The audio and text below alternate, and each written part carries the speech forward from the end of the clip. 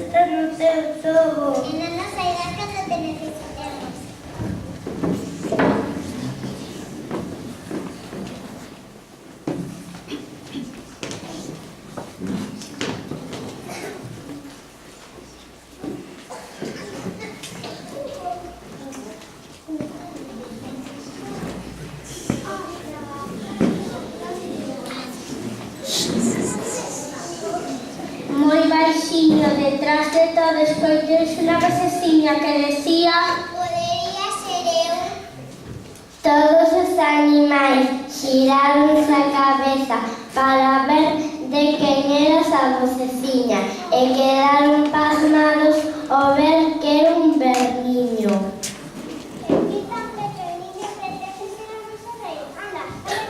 O verniño calou e os animais seguiron pensando e pensando.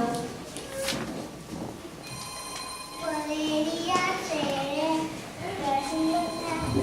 de colores vermelho e naranja. Non, que eres demasiado fachosa.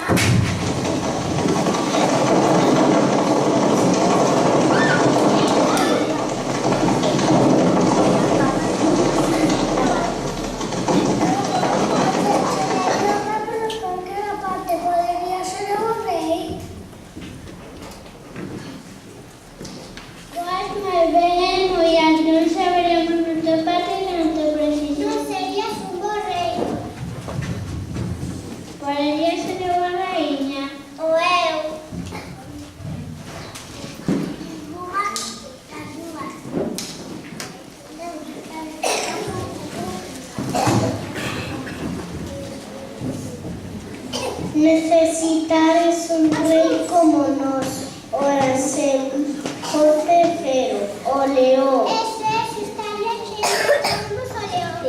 Estades todos, porque non podo ser eu. Todos os animais xiraronse a cabeza para ver de quen era esa voceciña e quedaron pasmados ao ver que era un verniño. Di outra vez, tan pequeniña que eres sempre.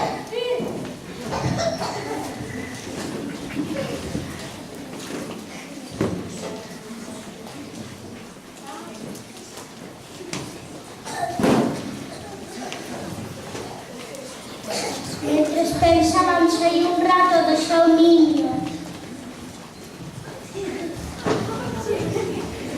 Eu só non máis dito xa sabedes o que lle fixen a Grúfalo e coñecedes a familia de meu.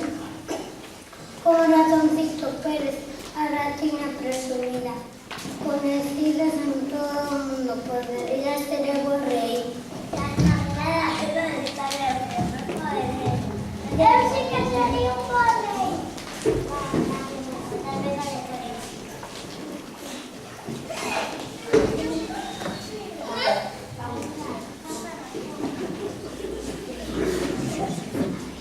Pero, ¿por qué no puedo ser él?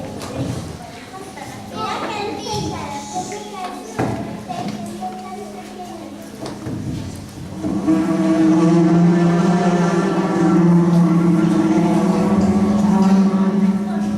Nós xa temos experiencia como ser raíñas.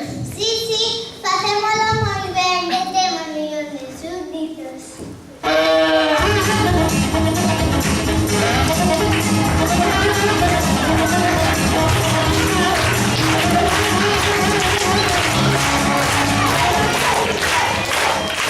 Estades deliciosa.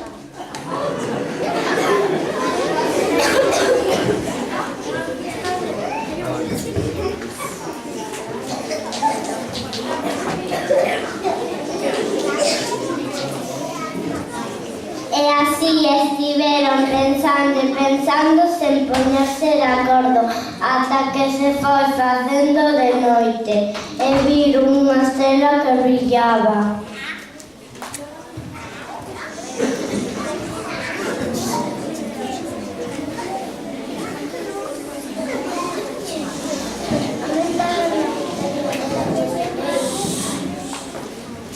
Es una verdadera mágica, se estrellas nublaban la tierra. Son tan bonitas que una de ellas podría ser amoroso rey. E o galo que o máis madrugador erguese moi cedo e comenzou a berrar moi contento. E pensando nas estrelas que andou alas o vermiño, que non era un vermiño calquera, era un vagalume, e puxose a pasear polo bosque ca súa luz acesa.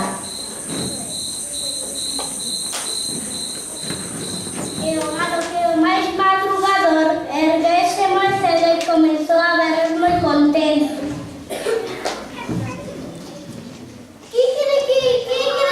Kikiriki, despertade todos, xa temos rei. Dade, a ver a historia do ceo que será o noso rei.